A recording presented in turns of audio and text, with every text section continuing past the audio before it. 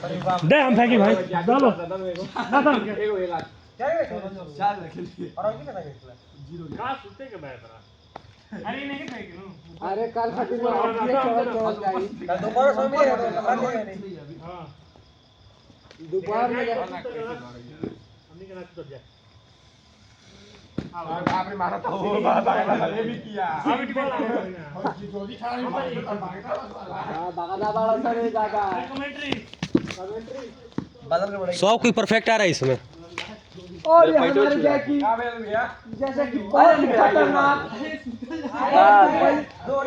बाद में सोया जाएगा। बैट्समैन अरे अरे यार अभी तो पौने एक ही हो रहा है यार।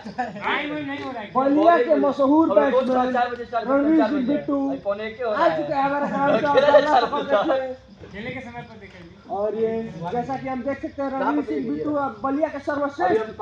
बल्लेबाजों में से एक है जिनका नाम बहुत ही लिया जाता है और ये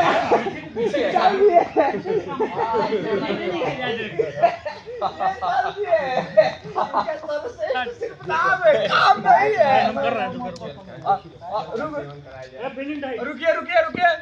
अभी थोड़ा सा टी ब्रेक हुआ है टी ब्रेक पानी नहीं गोलू तो पिया है अंकित पिया पूरा माइक पिया हमारा माइक पिया के पाले भाई जल है हमारे पास पर्याप्त